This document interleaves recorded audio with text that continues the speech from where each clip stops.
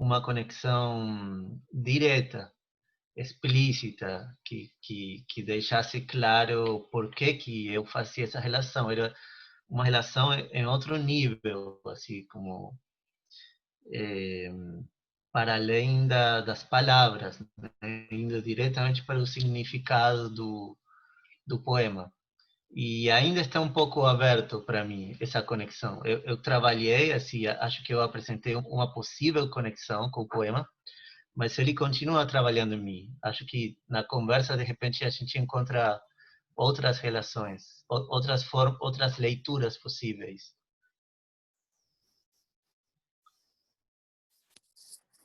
Eu vou aproveitar o respiro aí do Salvador. Oi, Salvador, tudo bem? Tudo bem. E eu queria comentar, né, uma coisa. Bota o microfone mais perto da boca. Morgan, a Samantha falou pra Deus. você não colocar, mas a gente não ouve. Tá ruim seu microfone. Oh, meu Deus, vem agora, melhorou? Vixe, agora sim, agora sim. Vocês vão ter que entrar no acordo aí, gente. Eu solto. Brincadeira. Olha, quando eu estava lendo, teve um momento, até comentei com a Sai, com o Harry, que me deu, não sei, gente, mas eu tive vontade de chorar um momento, assim, sabe? Do texto, e eu vou dizer por quê. O meu pai, ele trabalha em mercado, e eu trabalho para o SUS, né? Um dos 18 mil trabalhos, um deles é o SUS, né? E tem um momento do texto, quando o Luturia, que quando ele faz a comparação, né, dos dias de hoje com a Olutúria, que ela vai, né, se desfazendo para poder sobreviver, enfim, e faz a comparação com o que a gente está vivendo, de que a gente precisa estar em isolamento, só que uma parte da raça humana precisa sair de casa, precisa se pôr em risco para que outras pessoas fiquem vivas, né? Meu pai, ele é hipertenso, diabético, tem 60 e lá vai fumaça, e ele precisa ir, né? Ou ele pede demissão e fica com salário de aposentadoria, que é ótimo, excelente, né? A pessoa nem precisa trabalhar, trabalhando por lazer.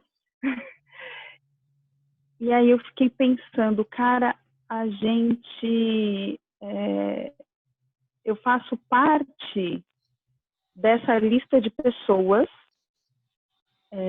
que se matam para que outras fiquem vivas, né? Porque e aí eu circulo pela cidade, né, de carro,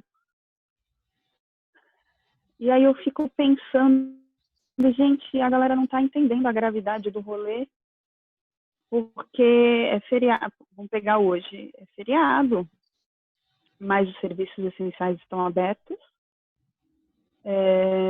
e tudo que é equipamento de saúde está aberto, inclusive os que não são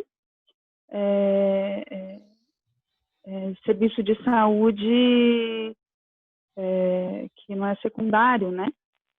Que é o caso da saúde mental. Não é um hospital, um pronto-socorro. E a gente tem que estar aberto.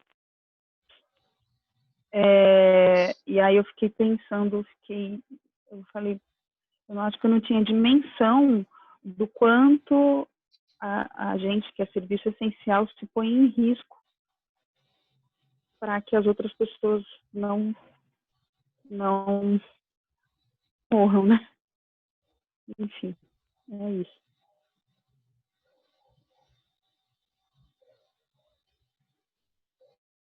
Silêncio constrangido. Alguém topa ler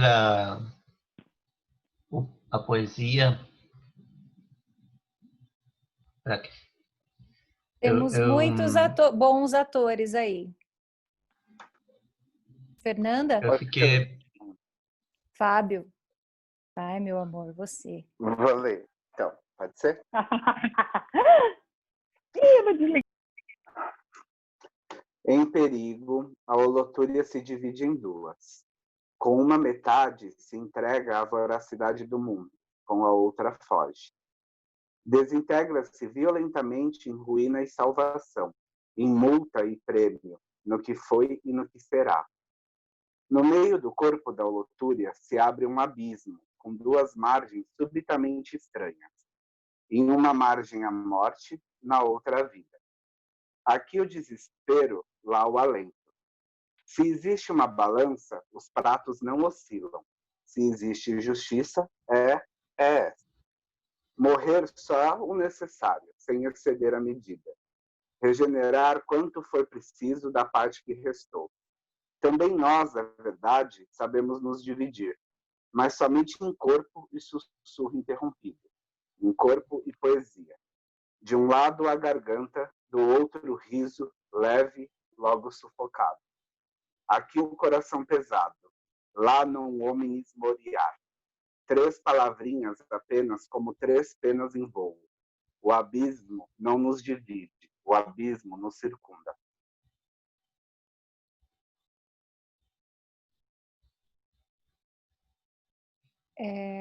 Tem essa primeira imagem, né, do pepino do mar. Todos nós, pepinos e pepinas do mar, que é muito corporal, né?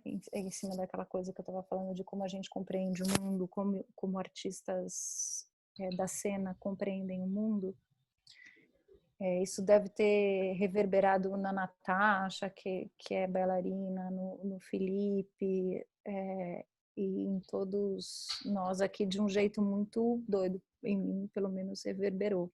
Essa imagem física mesmo, né? E eu gostaria muito, assim, de estar dançando essa reflexão, ao invés de estar aqui sentada, batendo papo e falando racionalmente sobre ela. Não é não, Fefê? Só quis dizer isso. Eu queria saber sobre a autora da poesia, quem é, o contexto.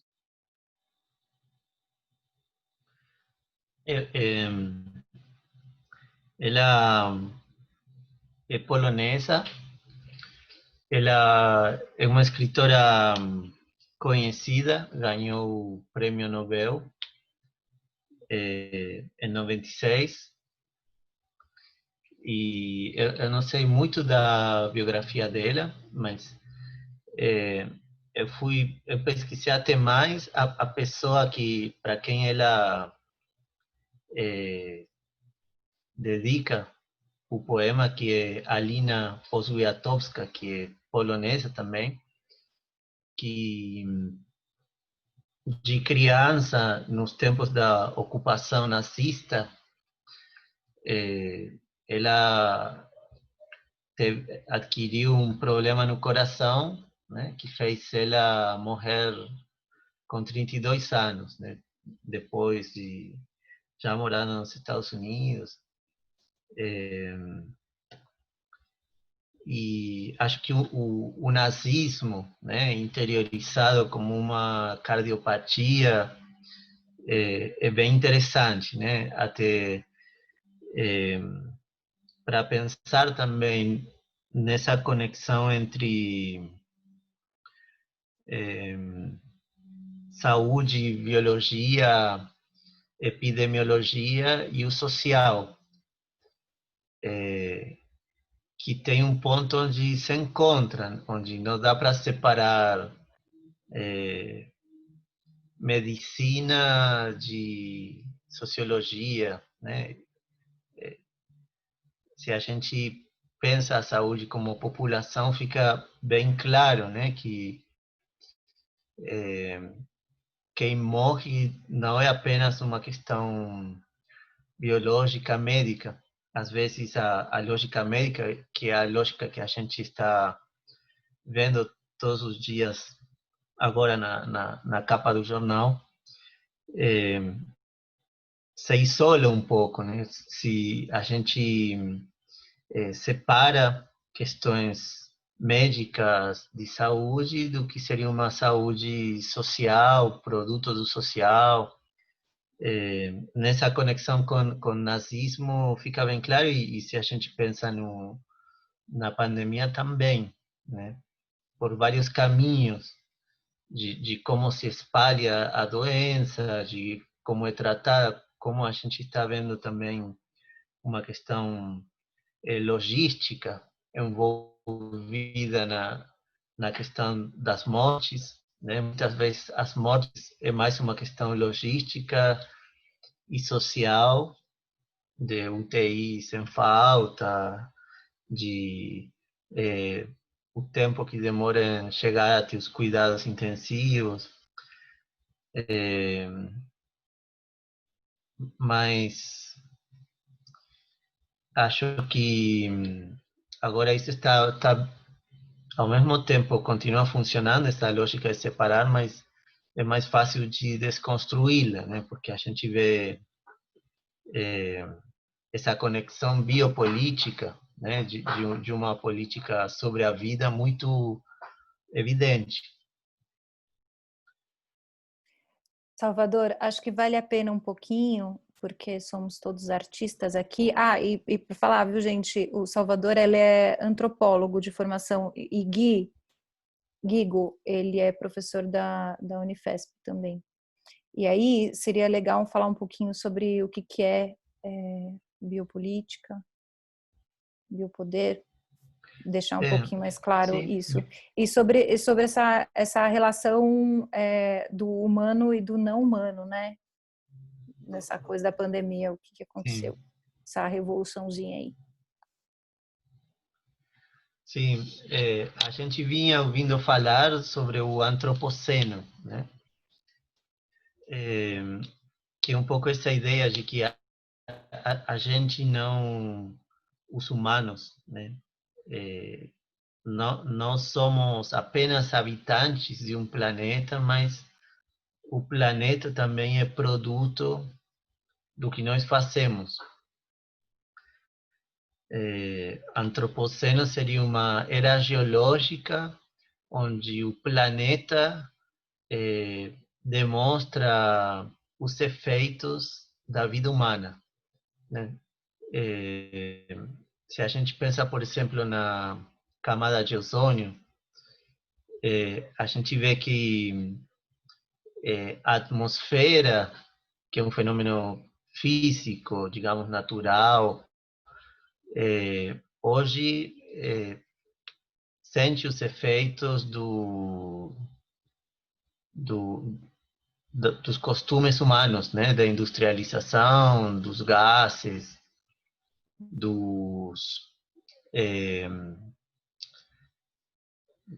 dos combustíveis fósseis, né? Então, a discussão do antropoceno permite entender esse lugar onde as fronteiras entre o natural e o humano, né? O social e o natural, se embaralham. Quando falamos em biopolítico, é um pouco também uma conexão dessa ordem, né? Governar, Foucault que desenvolve isso, governar é cuidar também, é cuidar da vida e a diferença dos tempos antigos, onde o soberano decidia quem devia morrer, né, quem devia ser punido com a morte, ele aparecia ali onde tinha que ser decidido se alguém tinha passado um limite, devia morrer para uma lógica de regular a vida, né, na modernidade. É interessante porque Foucault é um autor que tem muito a ver com esse momento, né, no sentido de que ele pensava a política não a partir digamos, dos reis, da cúpula do Estado, da política ideológica, das famílias na disputa pelo poder. Ele entende a política justamente a partir do que está em jogo hoje, dos epidemiologistas, de essa coisa de um cara que era pesquisador num escritório sem orçamento, numa instituição pública, o epidemiologista, e que hoje está decidindo questões estatais, né, com efeito direto na vida das pessoas, né? Esse foco, então, em como se organiza, como se cuida, como se governa uma população a partir, por exemplo, de qual vai ser a circulação da água na construção de esgotos, né? Qual vai ser o cuidado epidemiológico, etc. Então, acho que fica bem visível hoje essa conexão, né?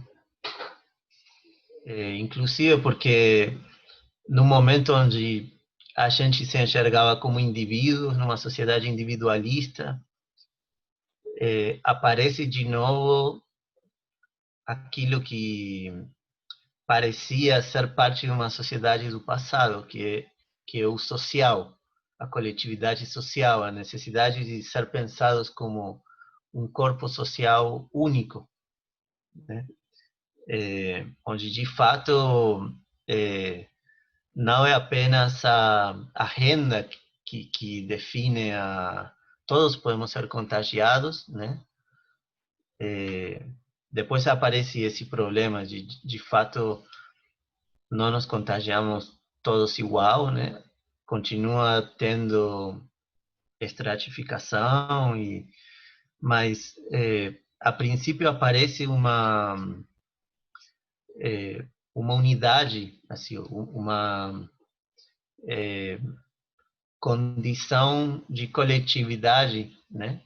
Onde se a circulação não para, o vírus nos mata, né? Então é necessário uma medida social. Parece um momento extraordinário, mas ao mesmo tempo é um momento onde a gente consegue ver as estruturas que sempre estão por trás organizando o nosso mundo, né?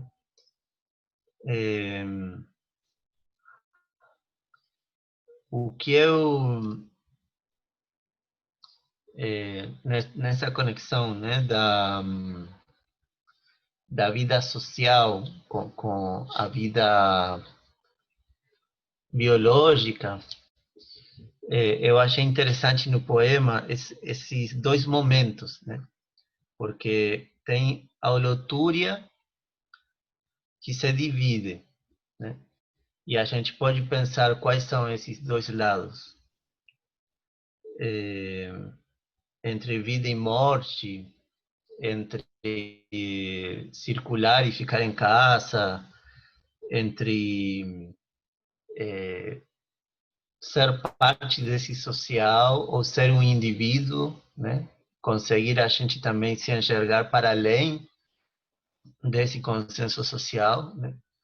Eu tenho achado bem interessantes essas vozes dissidentes, né? Que para além do consenso sanitarista, né?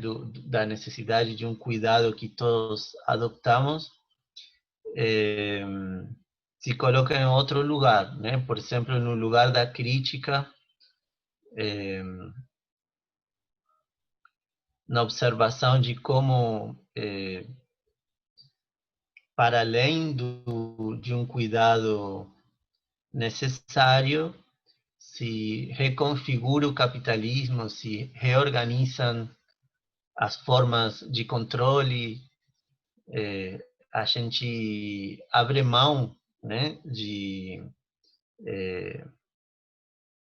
uma individualidade que aparece tanto na forma perversa, né, do discurso do poder aqui no Brasil, por exemplo, em outros lugares, mas também de uma forma libertária, né? E aí aparece, então, no poema, essa primeira parte, né, onde fala do bichinho, do corpo e dos órgãos que ele expele para se salvar, né, para dispersar, para confundir e para regenerar, né? Mas depois a poesia pergunta: e como fica isso entre nós?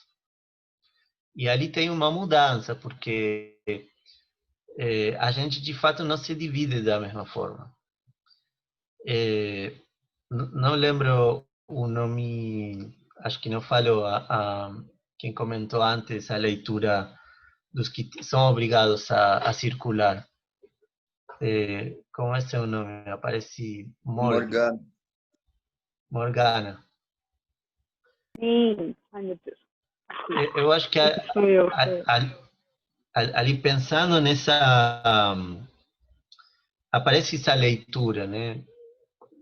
E está no texto de fato aparece, né? Essa coisa de não adianta a gente entrar todos num consenso de não, agora é ficar em casa, quando de fato ficar em casa para muitos é impossível. E aí aparece toda uma discussão política que de repente a gente pode fazer depois, que sobre o eugenismo e essa ideia de alguns vão morrer, né? Os mais fracos, os que não se adaptem, essa leitura biologicista do social, né, que aparece no final do século XIX, né, o Exato. darwinismo social. Quais são os corpos que interessam, né? Quais são os corpos que devem morrer, que cor que eles têm, onde eles moram, né? E é muito Sim, doido isso. Sim, sim. A gente pode ver isso de várias maneiras, de várias formas, né? Porque, de um lado, é a doença que escolhe, é o vírus que escolhe. E ele escolhe mais os homens que as mulheres, mais os velhos que os novos, mais os dos países, não sei, de alguns países, se não de outros, por algumas características. Isso também tem essa leitura neoliberal até, né, de Sim, cada um por inclusive si. vou parar para fazer a piada da Argentina, que nunca perderia nessa deixa aí, nunca perderia. Os argentinos estão muito bem, né? O vírus não escolheu a Argentina. Pode voltar. Sim, sim. A gente, inclusive, ali abre uma discussão política que aparece muito de forma muito distorcida esses dias, né? Porque a gente tem que pensar de onde nasce esse eugenismo, esse darwinismo social. E é fácil falar, não, aqui está Bolsonaro e lá tem o peronismo que cuida das pessoas. Então se trata de ter um bom governo. Mas não, porque na lógica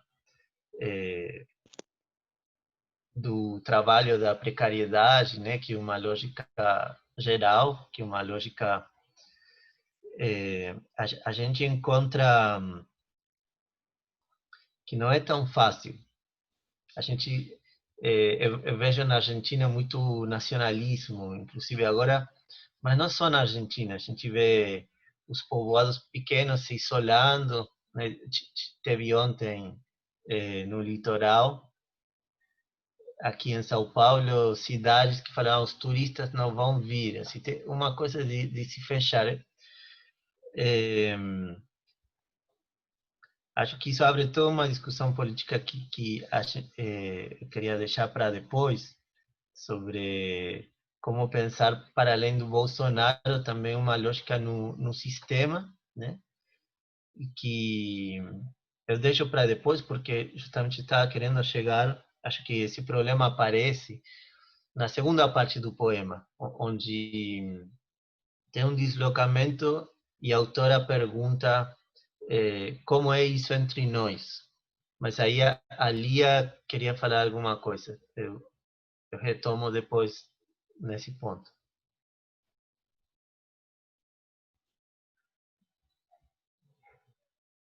Eu sei que eu tenho pensado muito nessa questão tanto na questão simbólica do vírus, né? Que ele é que nem o pequeno da cadeia alimentar que mata teoricamente o mais forte, né? E também fiquei pensando muito na questão social. Será que ele escolhe? Quer dizer, é o vírus que escolhe quem vai morrer, não é a gente que tem controle sobre isso. Então, teoricamente, nós estamos isentos de culpa. Mas aí comecei a observar que os países que estão com o controle, não todos os países que têm isso estão com controle, mas os países que estão com mais controle são os países em que a população é esclarecida, educada no sentido que tem informação e formação. No momento que você pede para uma pessoa ficar em casa e ela não entende por quê, já é difícil ficar em casa entendendo por quê. Sem entender por quê, é impossível. Aí você o que você precisa? De bons modelos, para que a pessoa faça exatamente aquilo que o modelo dela tá propondo ela fazer. Só que esses bons modelos também não tem, porque a gente tem o presidente, a gente tem algumas celebridades falando aqui e ali, mas no geral a gente não tem bons modelos. Então eu vejo, por exemplo, Israel, Taiwan, Singapura, vários países que a taxa de contaminação foi muito baixa. As pessoas entendem o porquê de usar máscara, elas entendem o que é curva de contaminação. Gente, a gente fica falando achatar curva. As pessoas não entendem o que é isso. Assim, eu sou filha de infectologista e eu sei minha mãe trabalha na HC e eu sei várias questões sobre o vírus e o contágio. Como entender bastante e ter alguém especialista para perguntar me faz aceitar as coisas melhor. E eu sou muito abordada, as pessoas perguntam isso. Então, eu acho que eu chego na conclusão de que o verdadeiro crime está na ignorância, está na falta de cultura. Morre quem não entende. Não só morre quem não entende, morre também quem entende. Mas é um crime você fazer isso com no Brasil acontece isso porque você tem uma população que realmente não entende o que está acontecendo. Assim, eu sei que é complicado para a gente que tem cultura sacar isso, mas assim, pior do que as pessoas que estão periféricas, elas não entendem que elas são periféricas, elas sabem que a vida delas é ruim, elas não sabem em decorrência do que é isso, e a falta de educação sempre vai manter elas lá, porque elas nunca nem vão entender o que está acontecendo. Falei um monte, nem sei se tinha a ver, mas eu quis compartilhar assim. Eu acho que é importante pontuar aí, Li, que você está falando de uma perspectiva de alguém branca, filha de um infectologista que trabalha no HC, né, que tem, enfim, as suas... Não é que falta cultura, existe a cultura periférica, existe a cultura negra, né, da qual você não pode, né, estar em isolamento porque é fisicamente impossível, já que você compartilha uma casa com tantas pessoas. Desculpa, eu né? concordo com isso, eu entendo o que você está falando, eu não estou falando de falta, desculpa, eu me coloquei errado, estou falando de falta de conhecimento acadêmico e científico. Eu concordo que você tem as impossibilidades, por exemplo, eu acho um absurdo o chefe do pai da Morgana não automaticamente dispensar ela. Isso é um absurdo, dispensar ele, que é um grupo de risco. Então, assim, isso é um abuso. Fazer carreata para que as coisas voltem é a pior contradição. É porque a contradição do seu pensamento é que, assim, isso não é um acidente, isso é de propósito. É isso que a gente... É claro que é de propósito. Eu tô falando que é de propósito. É porque simplesmente essas pessoas não interessam. Mas eu tô falando que é de propósito. Qual o interesse? Mas eu tô concordando com você. Qual o interesse de que as pessoas saibam o que está acontecendo com elas? Isso vai tirar... eu sei que é uma coisa óbvia que vai tirar as pessoas do poder. Eu não quis dizer que as pessoas... Desculpa, eu me coloquei errado. Não existe cultura. Existe cultura. Não existe conhecimento científico e acadêmico. E isso é um problema, porque a gente pode ser religioso, pode crer, mas nesse momento todo mundo está perguntando as respostas para os cientistas. Então, os detentores do conhecimento são quem teoricamente está mais seguro, entendeu? Desculpa, pode ser que eu mas acho que eu entendi um projeto de falta de educação oferecida pelo Estado há muito tempo, né? Exatamente. E não só oferecida pelo Estado para a população no geral, mas para a população maior, para todo mundo. Mas estou falando assim, os cortes de verba. O Salvador falou, aquele epidemiologista que estava sentado no consultório dele sem verba, agora está recebendo todo o dinheiro para responder as perguntas. O que é uma contradição, porque se corta o dinheiro da ciência, se corta o dinheiro da ciência, se corta o dinheiro da ciência, de repente você joga um monte de dinheiro para ver se eles resolvem o problema. Não vai resolver o problema, porque não se resolve em um mês. E tem que ter pessoas para pesquisar. Essas pessoas precisam receber dinheiro sempre. Se não pode do nada cortar. Então, acho que a Mila traduziu bem o que eu quis dizer. Mas eu vejo isso claramente. Nos países em que as pessoas têm educação formal, não falando que não tem educação formal, elas sabem o posicionamento dela, elas sabem o que está errado, elas sabem olhar e apontar o que está errado. E lá, aqui a gente tem, como a Mila disse, de propósito, um plano de poder para que as pessoas não entendam, não se previnam e se dane. Posso fazer uma Lembrando, colocação? claro, Guigo, vai lá. Lembrando que, inclusive em países como que a gente citou aqui, a Argentina, Israel, né, que o vírus se propaga de outras maneiras, o cerne da porra toda, que tem pessoas que interessam e pessoas que não interessam, por causa que o capitalismo se estrutura dessa maneira, em todos esses países também a lógica continua sendo a mesma. Né? Mas depois a gente vai, acho que Salvador pretende entrar mais nisso depois. Eu vou depois do Salvador, hein? Avisei antes. Não, pode ir, pode ir. Prefiro Tudo depois. bem. Posso colocar? Não. Salvador, Guilherme, que você trouxe a perspectiva da biopolítica de Foucault, mas também há uma provocação muito forte nisso, e até pela fala da Sá, essas pessoas não interessam na perspectiva do Estado. A gente também nota a perspectiva da necropolítica nisso, não?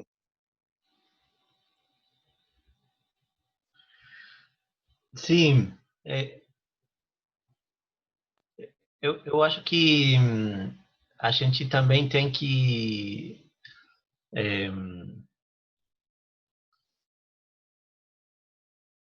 pensar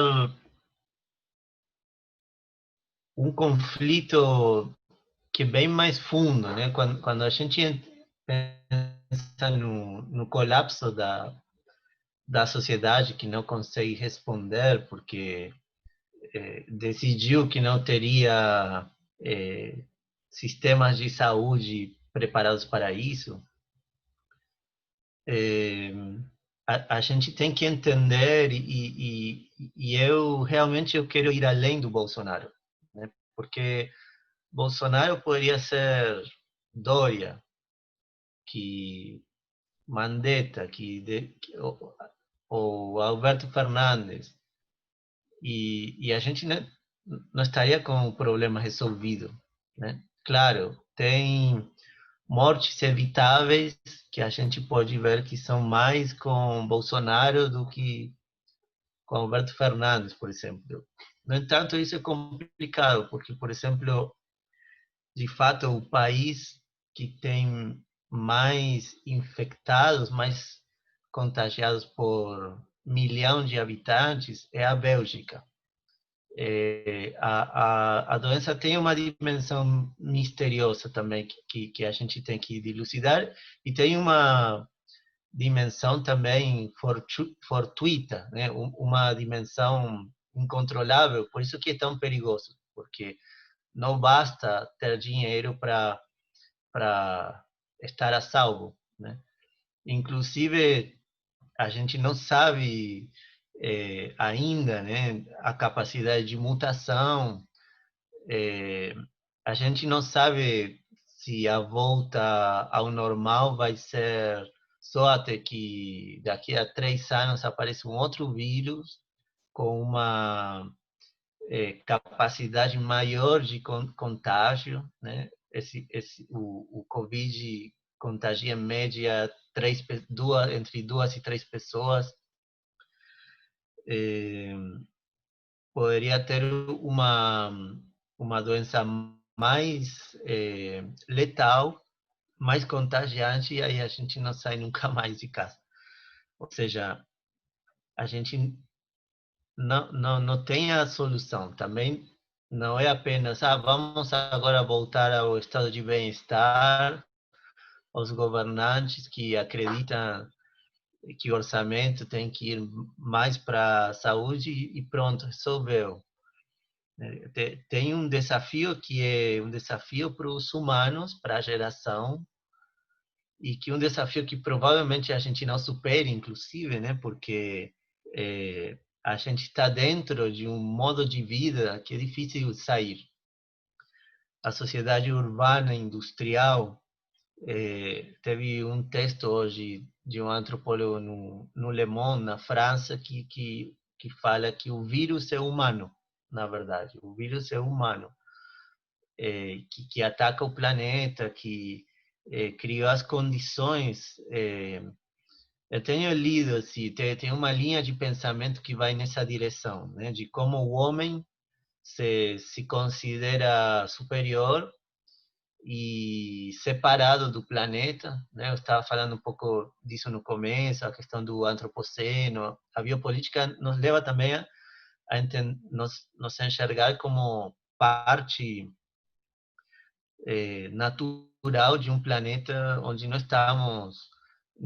O planeta não é nosso supermercado, né? Que está à nossa disposição para a gente simplesmente consumir ele ou satisfazer as nossas necessidades. A gente desmonta um equilíbrio, né? A gente está numa atmosfera e num sistema totalmente desequilibrado por nossa causa. De fato, a origem do vírus seria uma incapacidade de controlar a nossa vida no planeta, né? Na medida em que animais selvagens, essa conexão entre animais selvagens, modo de produção, a distribuição também, né, global, que faz com que um vírus se espalhe pelo mundo assim, com essa velocidade, né? Então, eu acho que temos que ir além do Bolsonaro, né? Claro que é importante responder, né, o que chega até nós do Estado, né? Mas seria fútil nos contentar com um novo, digamos, com que o consenso dos que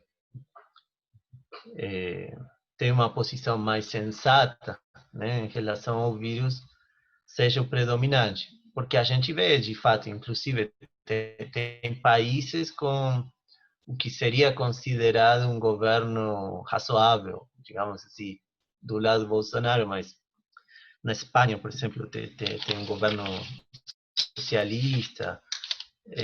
Acho que não passa muito por aí. A gente tem que aproveitar essa crise para pensar a forma em que estamos habitando o planeta e a forma de habitar, o modelo de desenvolvimento, a relação com a natureza é uma forma que a gente que é própria da modernidade, que é própria da nossa concepção filosófica, social do que nós somos, né? De como estaríamos, que é um pouco também esse paradigma biomédico que leva a isso, né? Porque esse paradigma a gente é como se fosse uma entidade que tem que ser curada e a lógica é a de encontrar a vacina que um pouco nos transforma em seres imunes, né? Um outro caminho é mais que também não estou apresentando como resposta, mas como problema para pensar. A lógica das medicinas tradicionais no mundo, onde o homem, de fato, está no meio natural, social as formas de superar uma doença também são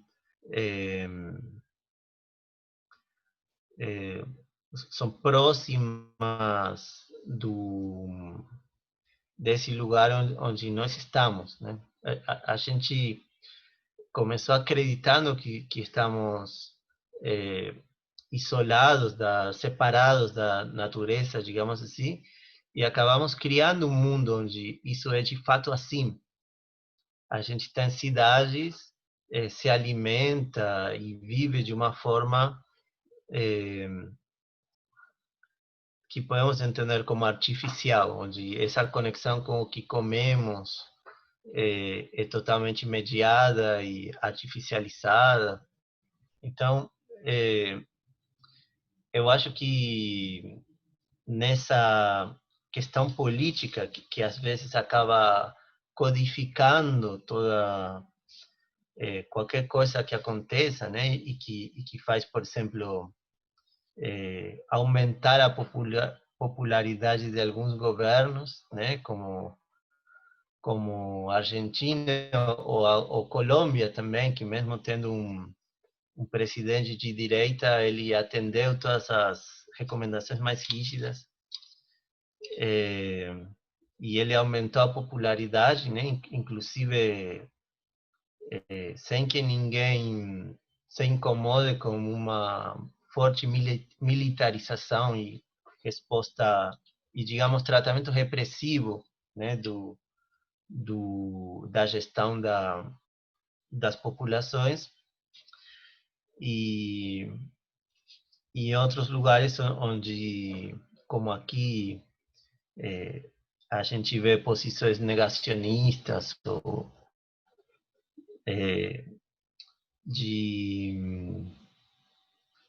prioridades políticas, a gente... Mas é interessante, aqui, na verdade, mesmo não tendo tido... Bom, aqui diminuiu a popularidade do Bolsonaro um 9%, né? Que é interessante também entender essa lógica do jogo político, onde foi enfrentado a saúde, ao trabalho, à economia, né? Então, mas enfim, eu estava querendo ler essa dinâmica da separação, né, dos dois lados, das duas metades, de uma outra forma, assim, não com a leitura negativa de que ou neoliberal ou eugenista, darwinista, de que precisamos nos desfazer dos fracos para regenerar, mas ler de outra forma, e acho que o poema leva para isso, para essa outra Eu acho, forma. eu gostaria de terminar com essa ideia aí mais poética, mas eu acho que o Fê queria fazer uma inserção antes, né, Fê? Da gente sair da dimensão política e ir para poética. Estou errada? Pode ser, pode ser. Você estava finalizando, Salvador? Se estiver finalizando, vai estar. Não. Na verdade, é política também, só que esse outro lado, na leitura do poema, acho que abre justamente, junto com essa possibilidade de poesia, né, como aquilo que sai do corpo, aparece a possibilidade de revolta também, né, de sair do lugar onde estamos, mas a ideia é ser interrompido mesmo, então vamos querer ouvir você sim. Beleza. Bom, várias coisas, muitas coisas. Primeiro, a gente está em um território de guerra. E num território de guerra que é racial há 500 anos, eu não consigo pensar em capitalismo ou socialismo ou alguma coisa assim. porque, de fato, antes de começar a estruturar o capitalismo, foi necessário 400 anos de racismo, né? Então, a gente continua falando de racismo. Principalmente quando a gente entende que todos os bairros que são mais afastados e mais pobres e que menos têm saneamento básico são os que mais têm população preta. Então, a gente sempre vai estar falando de racismo aqui. Quero que vocês saibam que quando vocês falam capitalismo, o Fê já está entendendo. Gente preta é pobre, gente rica é gente branca. Isso na grandíssima maioria da cidade de São Paulo. Isso eu vou abordar só em relação à cidade de São Paulo, porque o território é esse, né? Jardim Ângela e Cidade Tiradentes são os bairros mais pretos e são os bairros mais pobres e afastados da cidade de São Paulo. Então, quando a gente tenta conversar sobre capitalismo, quem é pobre e quem é rico, a gente está falando de pessoas pretas que morrem. Então, a gente está falando de um território de guerra. Quando o irmão chama para necropolítica, ele está falando sobre isso. Assim, quem morre é o preto. É muito direto, assim, diretamente. Né? Acho que todo mundo aqui sabe o que é necropolítica. Se alguém não souber, por favor, levanta a mão. Assim. Fala, Fê. Fala sim. Necropolítica é quando a gente define como que se organiza uma sociedade a partir das mortes. Tem uma cidade organizada pensando, tais corpos vão morrer, pessoas pretas vão morrer, pessoas brancas vão viver. A cada 23 minutos tem um homem preto morrendo. Isso só... Que paradoxal, né? Que o Mbembe, que trabalhou esse conceito, não questione que essa associação que tem do necro, que vem do latim, do negro, justamente, né? Então, o necrofilia, associado à morte, já mesmo que, em teoria, não esteja sendo pensado para o problema racial, ele já tem o racismo na palavra, né? Exato, não é à toa que o termo negro foi criado pelos europeus para definir a população africana, né? Mas não era nem muito aí que eu ia pegar, assim, tem essa reflexão de que sim, estamos em um território de guerra, a gente acabou de ver a morte do João Pedro, a gente acabou de ver o assassinato também do Demétrios, que não se suicidou, ele foi suicidado. Isso é muito importante quando a gente vê que as taxas de suicídio nesse país, quem está no topo é o homem negro. O homem negro é suicidado nesse país. Quem é mais suicidado é o homem negro. E é foda. É foda porque... Por que eu estou falando que é um território de guerra? Porque esse vírus nada mais é do que uma guerra mundial. E é uma guerra que é no novo molde de guerra. Não se anuncia mais, eu sou Estados Unidos e declaro guerra contra a Rússia. Não existe mais anúncio de guerra. Isso é antiquado, isso é coisa de gente antiga, anunciar estamos em guerra. O território que a gente vive continua em guerra desde 1500, desde o primeiro indígena, desde o primeiro nativo que foi morto até hoje, até a morte do João Pedro, a gente continua em guerra. O Brasil é o país que mais mata, mais do que a faixa de Gaza, que está em guerra declarada. Então, a gente está matando muito há muito tempo. E por que é importante a gente ter essa noção da palavra guerra, né? A gente tem o poema de uma autora polonesa que entende que o abismo não nos divide, ele nos circunda. Sendo que no Brasil está tudo muito bem dividido. A gente tem um apartheid necropolítico muito dividido e nítido. Assim. Ela vindo para cá, ela ia precisar pelo menos de 10 anos para entender aonde ela está pisando, para depois pensar em escrever uma poesia como essa, saca? Ela mora na Polônia. Ela usufrui de todos os lucros de cada homem preto e mulher preta que pegou ouro nesse país e mandou lá para todos os países vizinhos dela. Então, com todo esse ouro, ela consegue sentar e entender que um abismo nos circunda. Na verdade, estamos todos juntos. Todos nós, europeus, aqui, longe de um território de guerra como o Brasil. E aí, quando se declara guerra num campo científico, E como a gente já ouviu aqui, a população preta não tem acesso a campo científico, a formação científica, a gente tem uma guerra declarada e uma arma apontada na cara da população preta. É A mais B mais C. E quem é D é a população preta. Assim. Se somar A mais B mais D, dá a morte da população preta. E aí a gente tem aquela estatística que foi muito pontual em um momento da pandemia, onde tinha poucos casos de infecção na Brasilândia e muitas mortes, e a gente tinha muitas infecções no Morumbi e pouquíssimas mortes. Acho que todo mundo viu essa estatística. Assim. É isso, a gente se infecta, mas a gente não tem... se eu for infectado, eu vou morrer, parça. Eu não tenho acesso à saúde.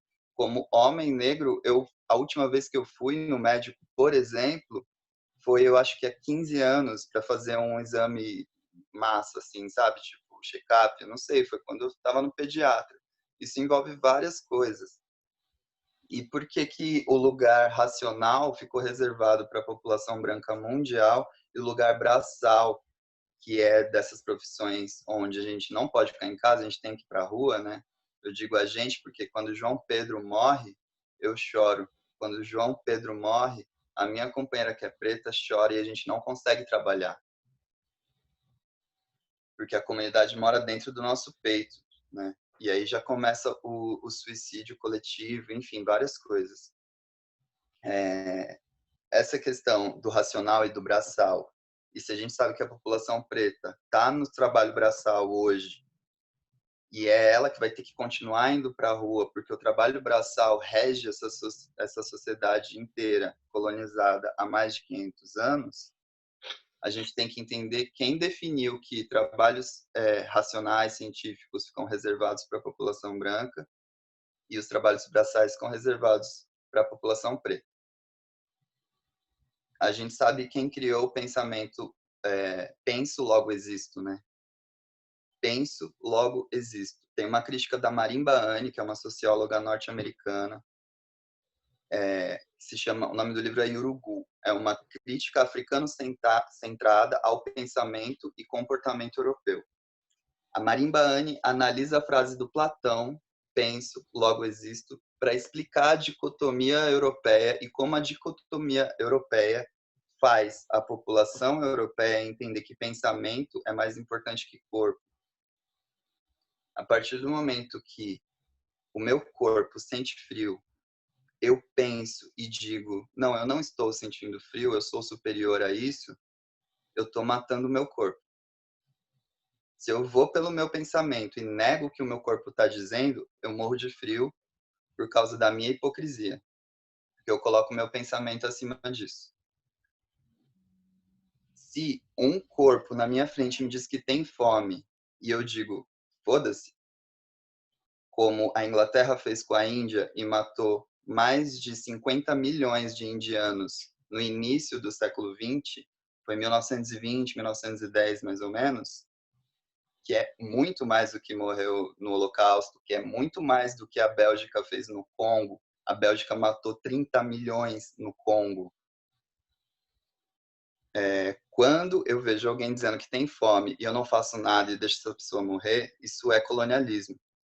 Isso são práticas recorrentes do colonialismo. E aí, o que eu faço? O meu pensamento domina a existência do corpo do outro. O meu pensamento é mais valioso do que o corpo do outro vive de fato. O Galaxy e a Morgana somos as poucas pessoas pretas que estamos num local de reflexão profunda sobre o que a gente está vivendo aqui hoje. Isso é muito Val, que é psicólogo, ele é negro também, mas ele teve um problema lá no caso. E ele não pôde participar. O Val é negro também. E o que a gente está vendo é que esse vírus está matando a população preta, que tinha um tabuleiro com o jogo armado, prontinho. E nesse tabuleiro com o jogo armado e prontinho, está protegido quem está no campo científico. Quem não está embaixo do guarda-chuva científico vai tomar meteoro na cabeça. O jogo estava armado, sabe? que é esse lance de foi planejado, que alguns têm educação, outros não têm. Foi planejado, foi um monte de coisa planejada há 500 anos. A gente está falando sobre raça, sempre falando sobre raça. A Samantha pontuou algumas coisas com relação ao projeto e tudo mais. Esse projeto, ele basicamente, vou colocar a minha visão agora, principalmente pelo que a Sam colocou e tudo, eu até participei de uma atividade que vocês fizeram, acho que foi no Vai 2, que foi uma mesa de discussão, lembra, lá no Casarão? Naquela época já me soou forte a pesquisa baseada nos moradores de rua, né?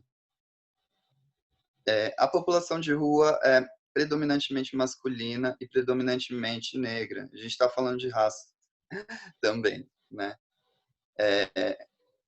Para a população preta, e eu me arrisco assim, 90% das pessoas pretas que identificam um grupo de pessoas brancas fazendo um trabalho inspirado na população de rua, isso soa como algo bastante perigoso, e vocês sabem disso. Naquele debate ficou bem nítido, assim, o quanto é foda, porque como que um espetáculo de teatro vai mudar essa realidade, né? A primeira coisa que a gente vê é, cara, essa realidade tem que mudar.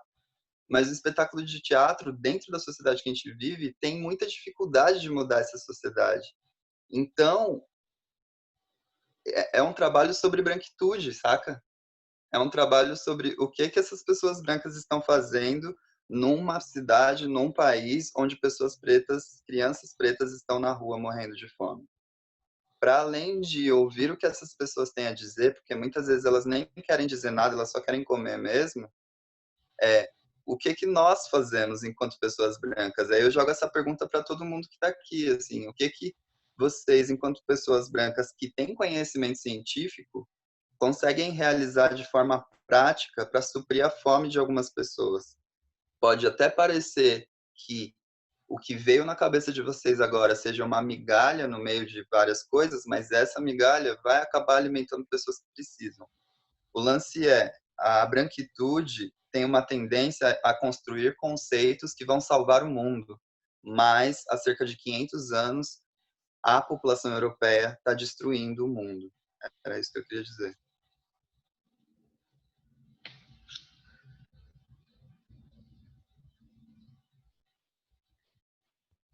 Acho que o microfone está aberto, assim, por mim. Eu posso continuar, mas se alguém quiser falar, acho que não precisamos esperar ao fim. Por mim. Eu acho legal a gente abrir mesmo. Só queria pontuar que é isso, né? Voltando à imagem poética de que coisas em nós vão ter que morrer. Depois dessa fala do Fê, a gente vê que são coisas profundas, né? Vão ser muitas coisas que vão ter que morrer. Individualmente e coletivamente. E a gente vê que só essa coisa do... então... Acho que no começo da pandemia, né, tava muito essa coisa tipo, porra, agora o capitalismo... Agora o Bolsonaro cai! Agora o neoliberalismo caiu, gente! Porque agora a gente ganhou! Agora é social-democracia! Agora que não vai ser suficiente. Não vai ser suficiente. O buraco está embaixo e está escancarado agora de uma forma escandalosa, né? Me preocupa muito como que a gente vai sair desse processo todo. E aí queria deixar que o próximo passo agora vai ser um debate com o Joel e com o Pablo, onde a gente vai tentar lançar um pouco o olhar para o futuro, né, para como que a gente vai sair, né, dessa porra toda, desse processo todo, e tentar imaginar futuros possíveis, né, porque a peça, inclusive, esse é um tema da peça também. Fala aí, galera! Perguntem coisas! Soltem, gente, não é porque o Salvador fala difícil, porque galera aqui fala umas palavras bonitas aí, meu, solta umas coisas. Ah, nossa, eu tive uma impressão, sei lá, um negócio no estômago. Fala, solta umas coisas, tá bom? Não precisa ser, ai, genial, não. Não fica com o cu na mão, não fica se sentindo constrangido, não. Tá bom? Tem uma posição boa, né, para pensar o problema dos moradores de rua, que é esse lema do fica em casa, né, que é meio ridículo se a gente pensa. Na verdade, não só moradores de rua que são oficialmente 25 mil, mas as formas de vida em casas que também não protegem da doença, ao contrário, né?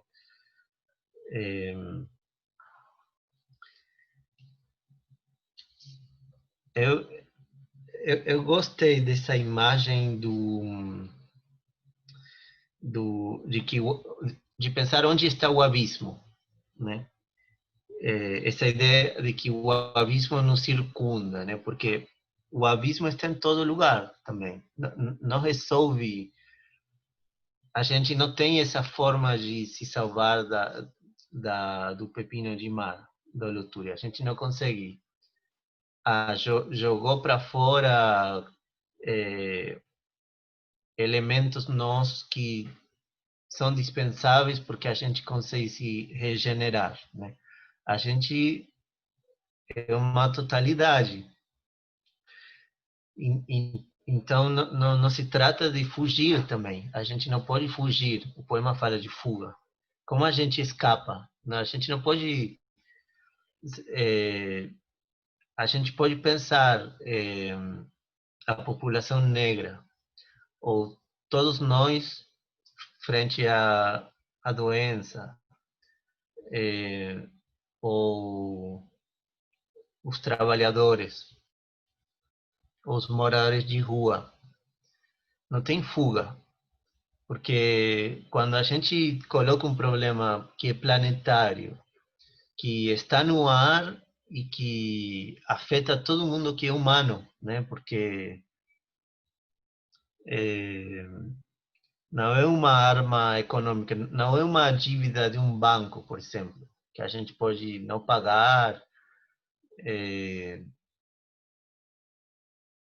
e que afeta a morte, né? Que faz pensar na morte muitas mais pessoas que não pensavam cotidianamente na morte, inclusive por privilégios, inclusive por se sentir seguros nesse mundo, né? Que não é um mundo seguro para a maioria, mas mesmo quem se sentia seguro hoje tem que pensar na possibilidade da morte própria ou dos próximos. E isso exige colocar, então, o abismo em outro lugar. Não é uma coisa da qual podemos escapar. A gente carrega esse abismo. Esse abismo está conosco. Assim, e tirar Bolsonaro também não vai terminar esse abismo. Não sei, pode até ser o começo, pode fazer parte. A gente nem está pensando em solução, porque a vacina, por exemplo, que seria a solução mais óbvia, ela não resolve quando a gente vê que o problema é mais embaixo, né? Inclusive porque o problema não é apenas pegar o vírus, né? É um problema de quem não pode pagar por saúde, é um problema de os outros vírus que estão aí, porque aí, voltando a essa leitura do lugar do homem, o antropocentrismo, né, da gente se achar superiores, e essa lógica biomédica é ter perdido a capacidade de nos enxergar como parte do mundo. Num mundo que sempre tem vírus e bactérias, né? Inclusive, tem uma autora que fala que a gente, 80% do nosso corpo é bactérias. A gente é bactérias também. E a gente vive e morre num encontro vivo, né, de bactérias. Inclusive está tendo toda uma... Eu não sei muito sobre comida saudável, mas tem várias pessoas que estão criando bactérias, né, para comer. Ou seja, a gente não pode criar uma descontinuidade essencial entre animais, humanos e tudo que faz parte do planeta Terra. Mas a gente tenta fazer isso. Mas eu gostei, então, dessa imagem do quando a divisão é levada para pensar como nós agimos, né? E aí o poema diz que de um lado fica o corpo e do outro a poesia, né? Então, não, a gente já sente que na poesia o que não é o corpo, né? Porque o corpo a gente protege e hoje o corpo o objetivo é resguardá-lo e a gente entrega até o corpo às autoridades, né? A gente acata, aceita que a quarentena, o corpo faz parte de um social. Mas tem uma coisa que a gente não entrega e que a gente também não vai jogar para fora e esquecer disso, como se fosse um braço que a gente deixa lá para nos salvar. Na verdade, são os órgãos sexuais também que a holotúria expele. É bem interessante, isso poderia dar outra leitura, né? Porque ela joga os intestinos pelo ânus e os pulmões. Então, a gente não tem essa capacidade, ou poderia, não sei, vocês no teatro, de repente dá para imaginar como seria isso, mas a gente fica, então, com aquilo que sai de nós. E aquilo que sai de nós, que seria a poesia, isso que não é o corpo, nos constitui também. E a gente fica desse outro lado também, que seria o lado do riso no poema. Ela, na oposição, fala corpo e poesia, garganta e o riso.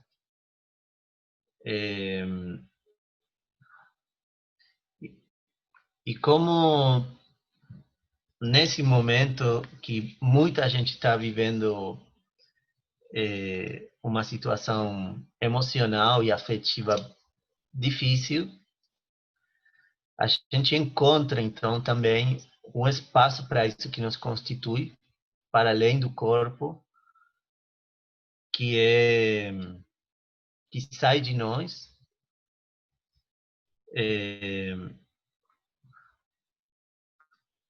e que fica no ar, né? Mas ao mesmo tempo é o que nós somos, não sei, aquilo sem o qual a gente não consegue viver também. E ali seria pensar naquilo que nós produzimos, né, ou criamos, a dimensão da revolta. Como, para além do cuidado corporal, digamos, dessa dimensão de governo biopolítico, de governo de populações que a gente entrega que está nas mãos dos epidemiologistas, dos investigadores que vão encontrar a vacina, depois na distribuição da vacina. Acho que tem necropolítica do sistema, mas também tem um sistema que preserva a vida, mas que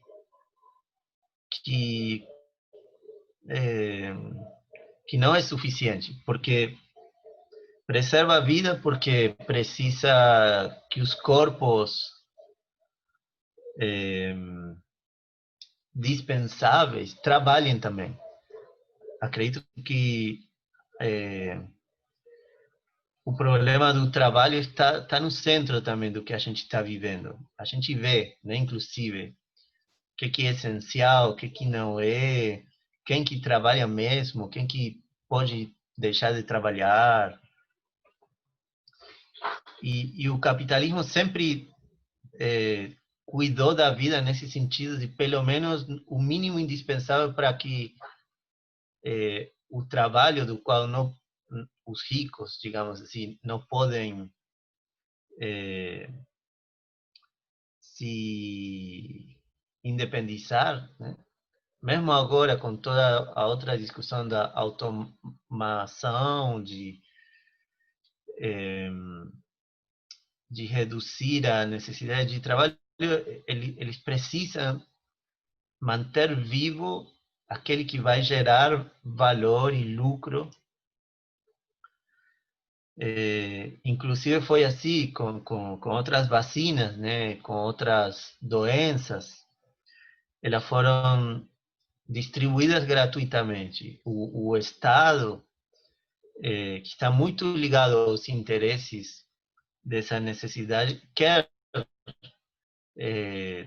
preservar a vida. Inclusive, rapidamente, fez uma coisa impossível, que é criar a renda, mesmo que não seja suficiente, que seja complicado, o Estado tem dinheiro e paga um salário para as pessoas não morrer de fome, né? De fato, em alguns lugares, no Chile, por exemplo, o governo não deu um auxílio e está começando a ter protestos novamente essa semana, né? De pessoas que saem para a rua porque semana passada no Chile foi decretada uma quarentena mais rígida e aí as pessoas saíram para junto com essa quarentena rígida, começou a ter protesto de novo, porque as pessoas têm que comer.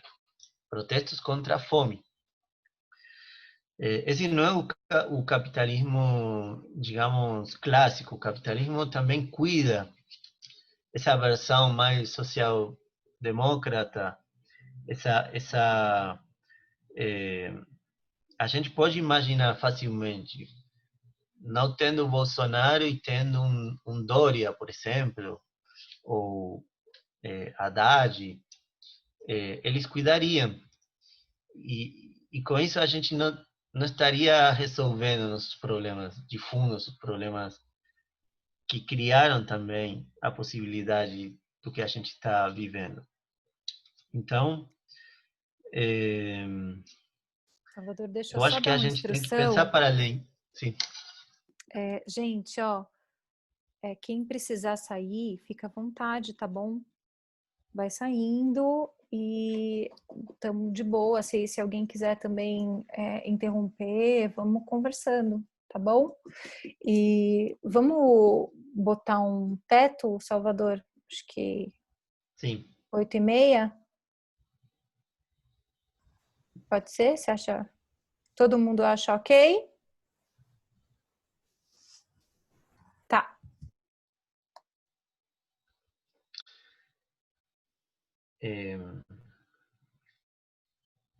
Eu estava falando do Chile, estava falando, na verdade, de propor para vocês pensar qual seria essa outra dimensão, né? Essa dimensão que está além da preservação mais básica da vida.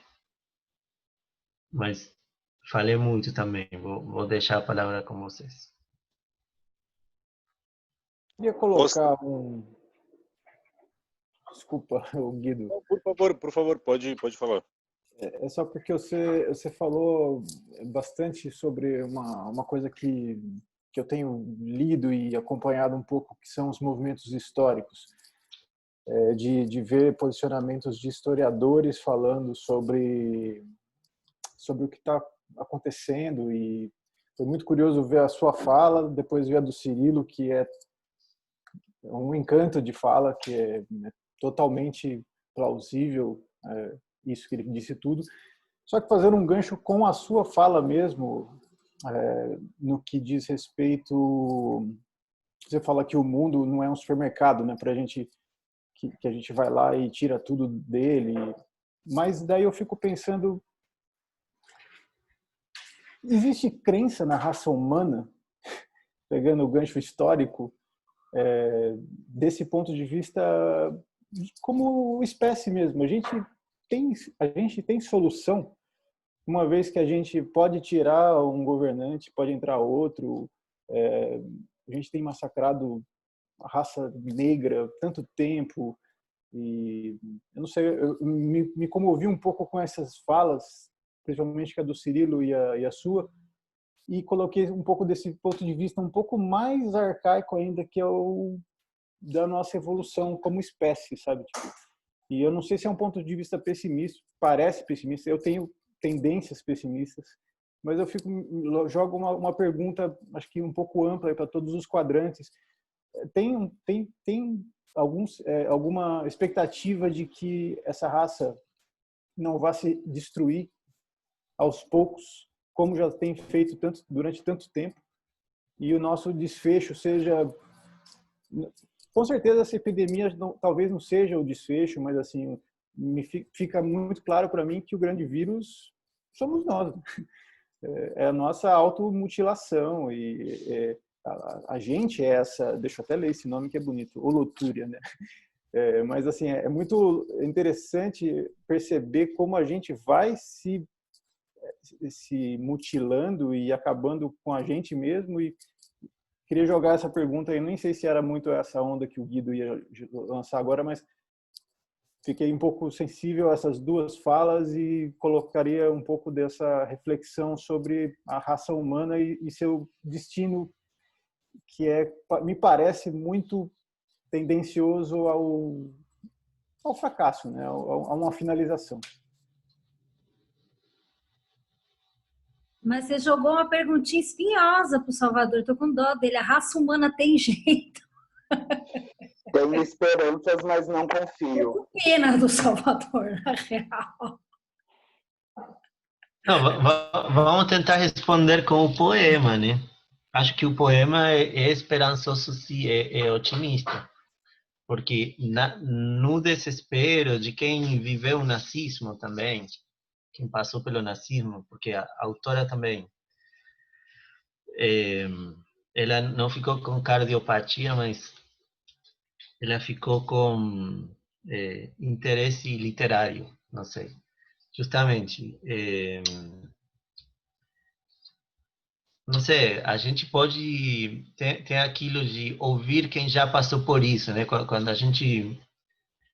Sempre é bom ouvir alguém que passou pelo que você está sofrendo.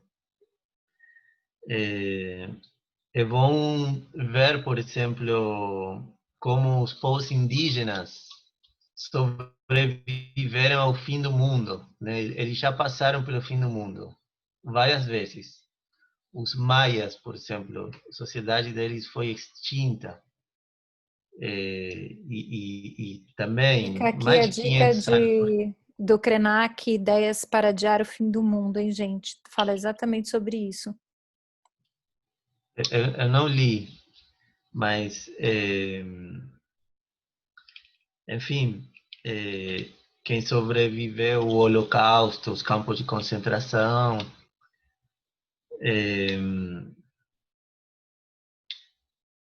a gente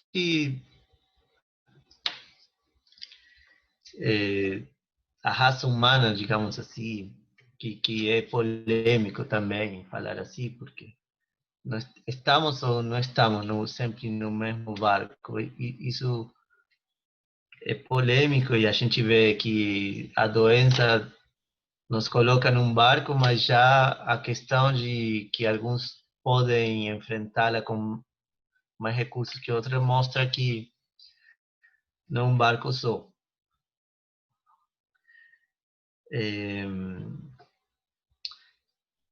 Mas o poema traz uma leitura onde, de fato, a gente é mais que corpo. A gente consegue, inclusive, perdendo o corpo, se manter vivo, né? A autora, inclusive, já faleceu. A gente poderia ler esse poema como aquilo que o corpo dela jogou para fora e ficou aí, sei lá, com certa vida. Mas também é fácil essa leitura contrária, né, daquele antropólogo que está falando, o vírus é o homem. Vamos deixar o planeta melhor em paz, sem essa perturbação destrutiva. Hoje apareceu um universo paralelo também. Eu nem abri a matéria que circulou aí de descobrir um universo paralelo, enfim. Acredito que também saindo desse plano tão tremendo, tão... Acho que tem sido interessante ver as reações a nosso redor.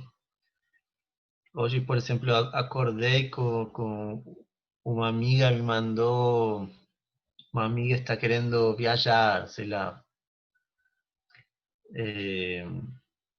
Pode aparecer como irresponsável, mas ela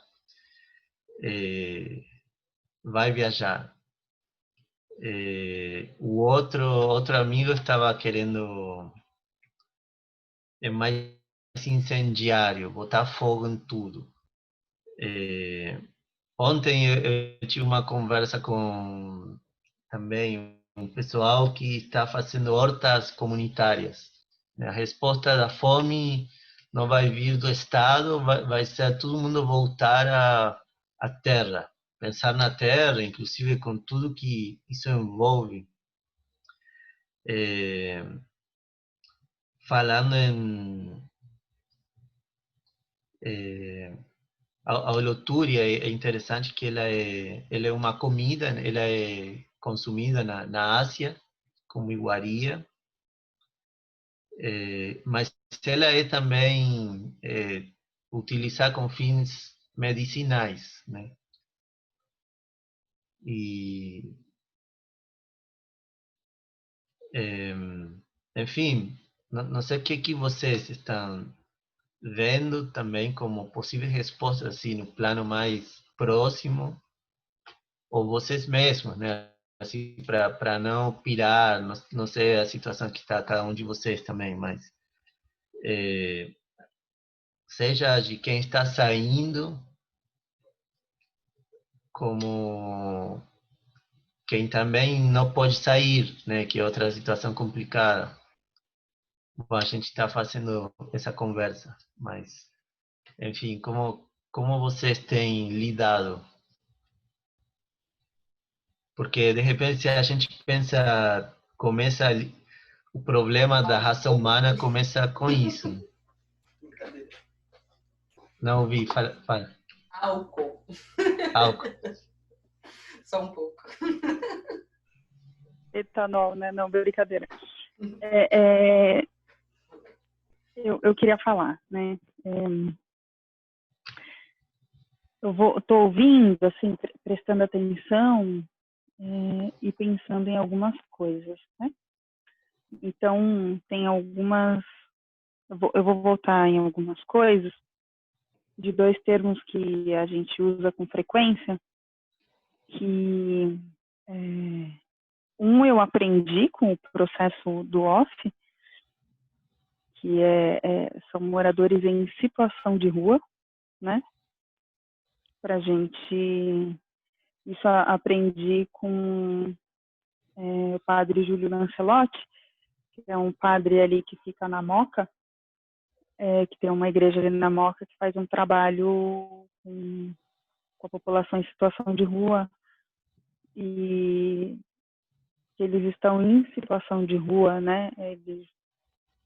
Eles não deveriam estar ali, né? Outro termo que eu uso aliás, eu escuto com muita frequência, mas aí me incomoda como pessoa, é quando se usa o termo raça negra.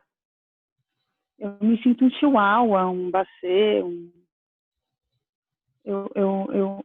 aí eu tô só falando algo que é pessoal, assim, né? O que eu entendo é que existe a raça humana, apesar da sociedade não entender isso, né?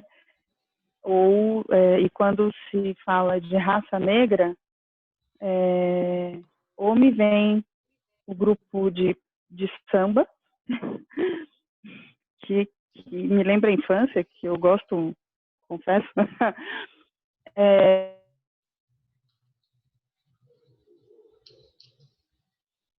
E aí assim, a gente sabe que é tudo segregado, né? Existe. Vocês estão me vendo? Que apareceu um trem aqui? Estão me vendo? Tá bom. Ai, que bonitinho! Eu pergunto, todo mundo balança a cabeça. Oh, que bonitinha! E é igualzinho a mãe, né? E aí isso me incomoda muito, porque eu sou da etnia negra, né?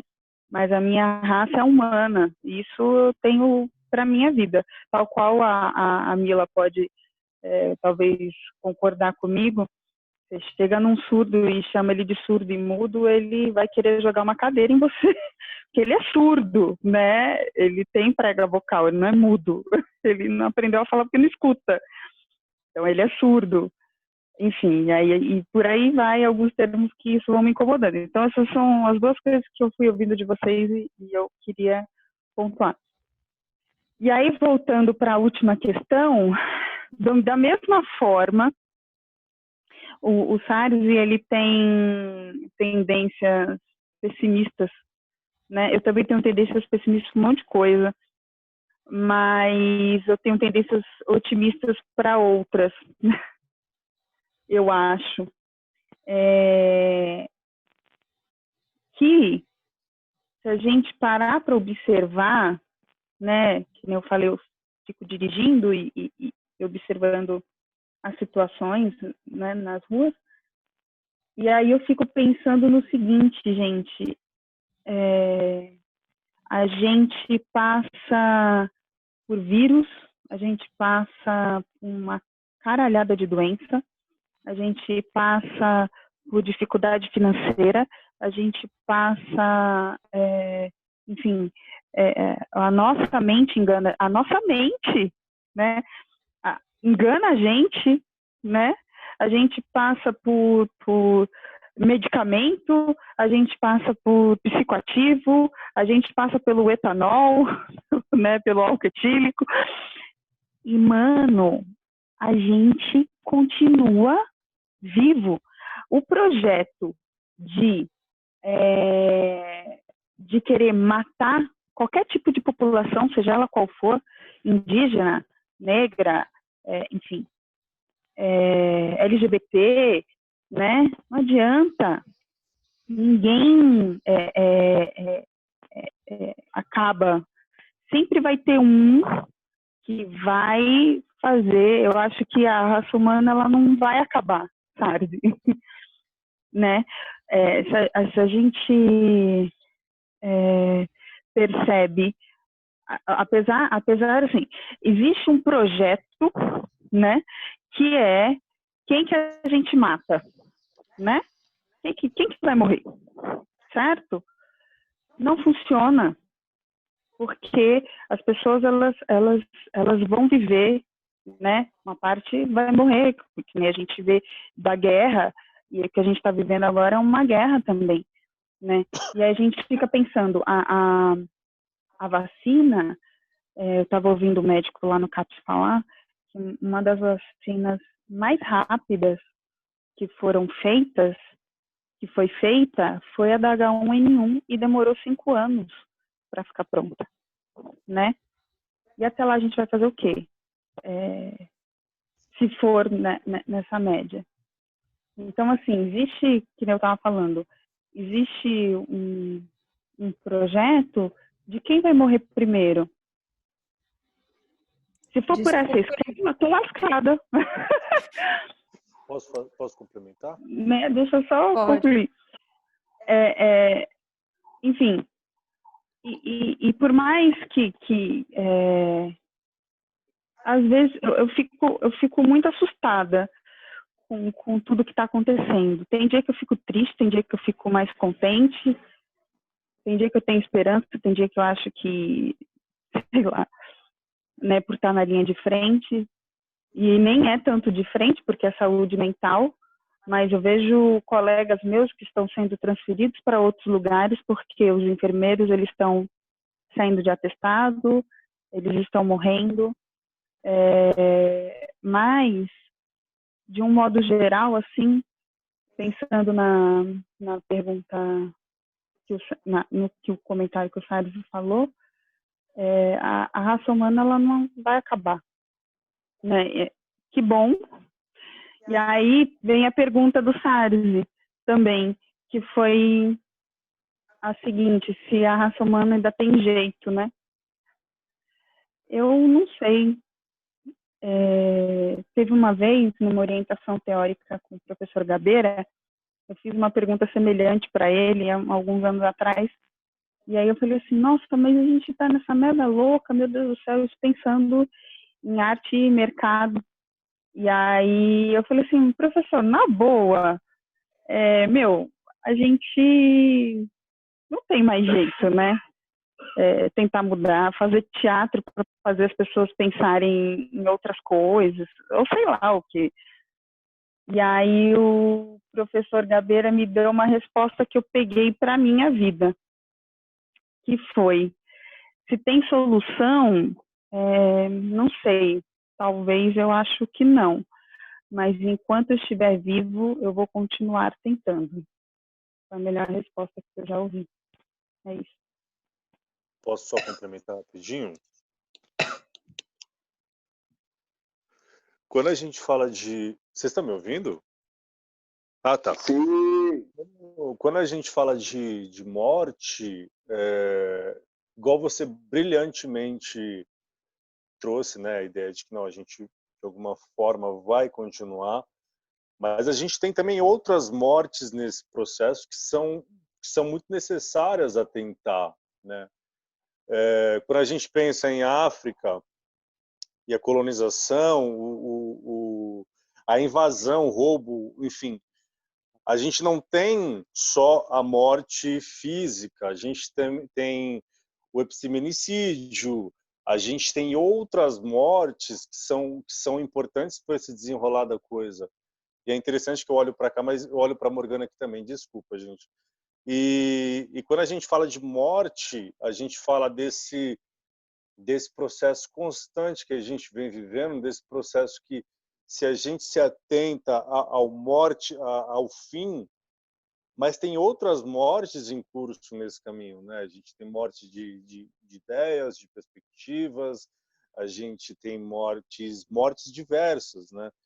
E tentando linkar uma coisa que eu anotei aqui, que eu achei muito interessante sobre essa pandemia que a gente vive, né?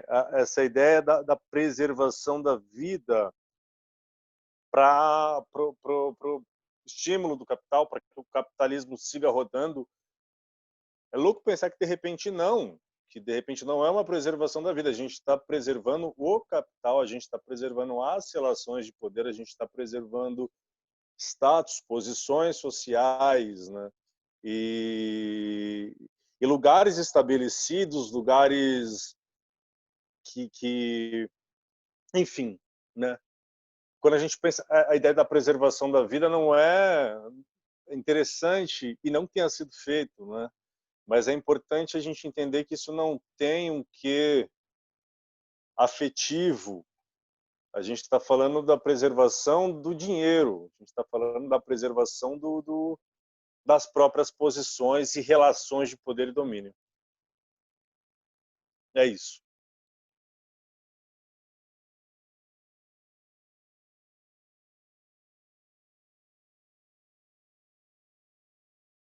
Alguém mais? Impressões? Josias, Fábio, que ficaram muito quietinhos. Eu Fê. queria falar agora, complementando o que o Sarzi perguntou, né? Sobre ter fé, né, na humanidade e tudo mais. Eu desenvolvo um trabalho na periferia, trabalho com CCA. Inicialmente, eu fui contratado para trabalhar o teatro, né, com eles. E cheguei lá e era uma outra necessidade, né? O teatro ele virou só um suporte para mim, mas eu precisei olhar para aquelas crianças e ver que existem outras necessidades.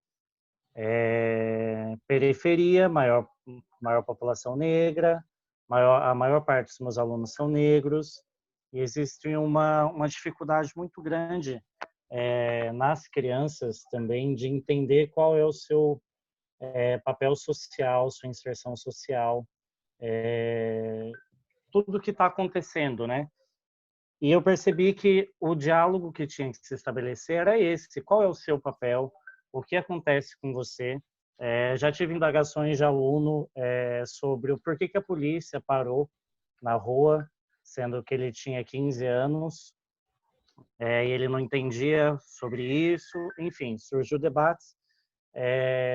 Eu acredito muito no poder da criança, que nós, enquanto educadores, enquanto pessoas da arte e tudo mais, e outras pessoas também, eu acredito que a gente precisa focar muito nisso, nesse coletivo das crianças, nesse entendimento social do que eles e a potência que eles têm, porque eu trabalho jogos de coletivo que eles aprendem ali um dia, talvez eles levem para fora daquele espaço, né?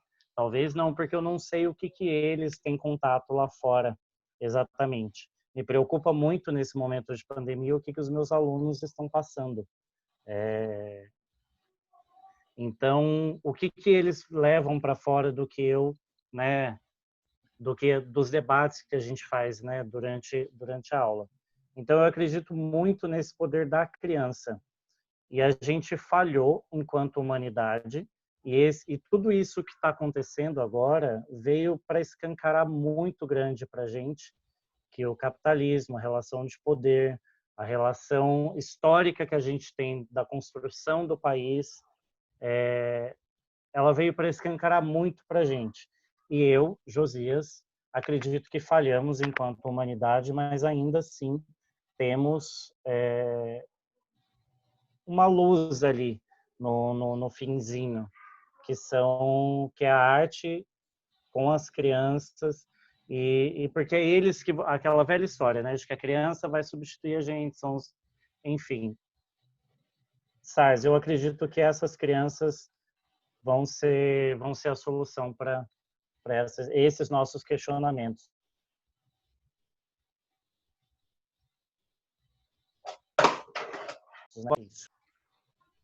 Eu queria falar uma impressão. É muito difícil, assim, para mim pensar em poesia. Acho que há pouco a poesia, a Lara, que apareceu aqui, me joga, assim, na cara de vez em quando. Mas lendo a poesia, eu fiquei muito na cabeça com o morrer só o necessário sem exceder a medida. E eu fiquei pensando muito sobre isso, assim, o quanto essa ideia pressupõe uma ideia de controle, né? De controlar o que eu vou morrer, que parte de mim vai morrer, que parte de mim vai se manter, né? A holotúria, é esse o nome? Tem as partes específicas, né? Que expele, que se desprende, né? E se fragmenta nessas partes específicas. E mantém uma essência ali, né? E a gente, será que a gente tem essa medida aí do que a gente vai manter de essência, o que é essa nossa essência, do que a gente pode se desprender, que partes nossas vão se fragmentar aí nesse processo todo? E pensando na população em situação de rua, achei uma imagem simbólica disso, do desprendimento e da fragmentação, né? do que se desprenderam nessas histórias, com todas as licenças que a gente pede, né? Para não ferir algo que já está muito ferido, mas o que ali se desprendeu nessas histórias, né? De que partes eles se desprenderam. Então, eu fiquei pensando muito nessa imagem, mexeu bastante comigo. Só isso.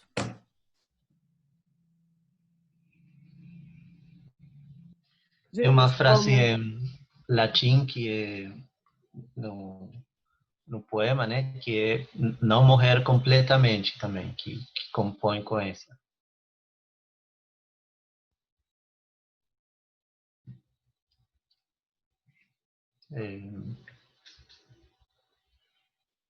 Mas... Acho que desculpa, eu não sei, você terminou ou não? Quer falar uma coisa? Mas... Não, vai. Não, é que o Valmir entrou, acho que podia aproveitar para ele se apresentar, porque a gente te notou aí, apesar de ter ficado quieto.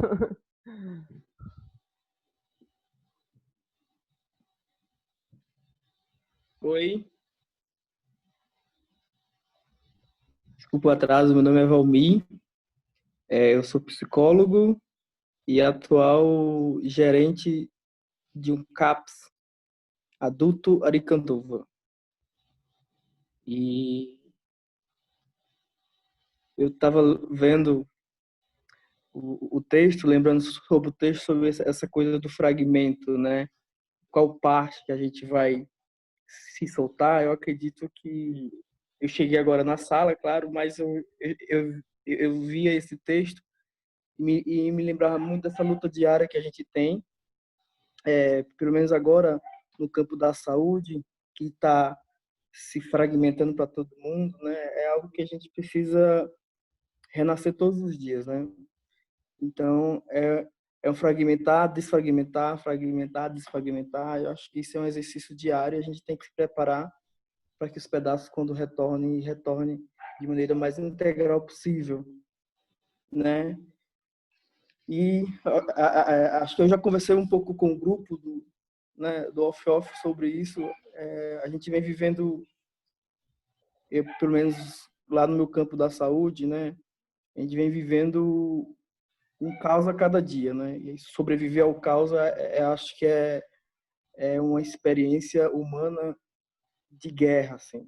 Então, ou a gente tem lucidez do que a gente está fazendo, do que a gente está propondo, ou com o que a gente está mexendo, né? Ou a gente vai sair disso muito ferido, né? Então, é um exercício que os pedaços que vão sair, né?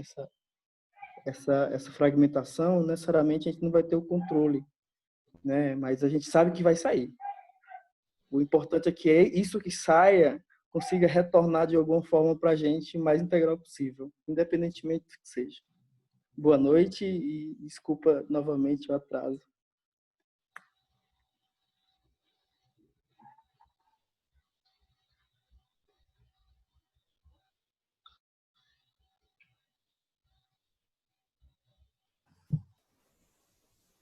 Gente, alguém quer dizer mais alguma coisa? Vamos finalizando? Como vocês estão achando?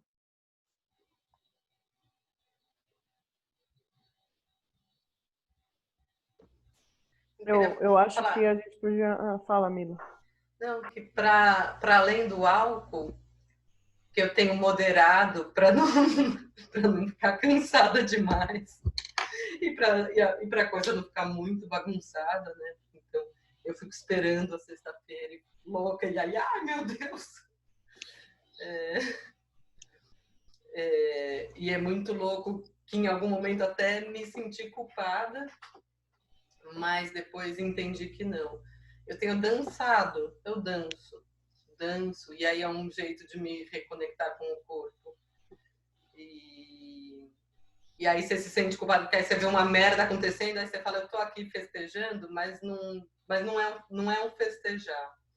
É um se perceber, é um sentir que tem carne, que tem pele, que tem suor, que tem... E no final dá uma bela despejada das energias ruins e né, e a musculaturinha volta um pouco para o lugar e relaxa um pouco e tal. Acho que é uma coisa legal de fazer. Eu acho que, de alguma maneira, individualmente, todo mundo vai sair mexido e modificado, seja um pouquinho, umas pessoas mais, outras menos. O que eu não sei, o que me dá um pouco de aflição, é como vai ser isso coletivamente. Né? Se isso resulta uma coisa coletiva depois, toda a reflexão que eu fiz em casa, todas as coisas que eu pensei, tudo que modificou, se vai ter se vai refletir coletivamente, né? Porque aí eu falo, e no meu mundinho, né, na minha bolha, assim, puxa vida, eu fui ao mercado, tinha uma pessoa na porta, me pediu, olhando no meu olho, que estava com fome, eu dei um negócio, eu falei, pelo amor de Deus, né? Mas me parece muito pouco quando eu vejo que tem gente no ativismo, quando eu vejo que tem gente se colocando em risco para levar comida para os outros, né? E por que eu não fui mobilizada desse jeito até agora? Por que eu não saí e fui lá fazer o que outra pessoa teve, né, teve o ímpeto, foi tocado e foi fazer? Então, sei lá, muitas dúvidas, muita reflexão, mas um lance, sei lá, de sentir de humanidade que me parece frágil mesmo, e que eu tenho até medo, aí depois passam 5 anos, 10 anos, e a gente se acomoda num lugar de novo, e esquece, e sei lá, dá um medo e uma vergonha saber que isso pode muito bem acontecer comigo, sabe? Eu acho que tem uma coisa positiva de ter mudado uma situação terrível que é típica dessa época, de a ideia de não tem alternativas, né? De que a gente não pode fazer nada. Acho que todo mundo está vivendo um ataque, né, de um vírus, todo mundo está vivendo uma guerra, todo mundo está vivendo uma situação crítica, nos coloca num lugar onde a ação é possível. Inclusive porque ficando em casa, por exemplo, quem consegue já está deixando de espalhar, deixando de se colocar como vetor contagiante. E a gente está num momento onde o risco não era tanto fazer ou não fazer, mas entender que não era possível mais fazer nada. E acredito que essa tragédia, de alguma forma, nos coloca em outro lugar. Tem um deslocamento. A gente tem muita gente pensando, fazendo coisas, né? Falei da sorta, mas também das pessoas que estão dançando, você mesma, Mia, né? Acredito que pensando no encontro de todos, né? Rompendo um individualismo da inação, assim, é mais fácil acabar a vida no planeta do que o capitalismo era a situação prévia. A gente não pode fazer nada. A gente não pode fazer nada nem no nível nacional, internacional, problemas tão grandes, respostas todas que se mostraram incompletas ou piores às vezes que a solução pior que o problema. Também um cansaço assim, né, com todas as alternativas do plano ideológico, teórico, né?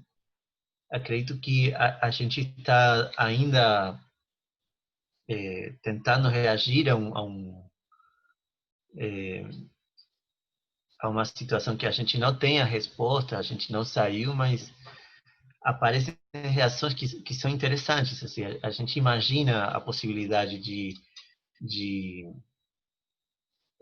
agir, de se encontrar com o outro, de entender por onde passam os problemas, não sei. Acredito que estamos longe de ter, de fato, uma solução, uma alternativa, mas acredito que isso nos faz caminhar de alguma forma, nos traz perguntas, nos traz ideias, assim. O fato de repente, tudo ter parado, né? A grande máquina também ter parado, a máquina da vida, das coisas como eram, né? Nos coloca num lugar de pensar, de ser, nossa, alguma coisa está acontecendo, e de ver coisas novas, não sei, acredito que tem alguma coisa positiva a tirar desse momento. Gente, aproveitar um parêntese só para me despedir mesmo, que a bateria já está em 4%.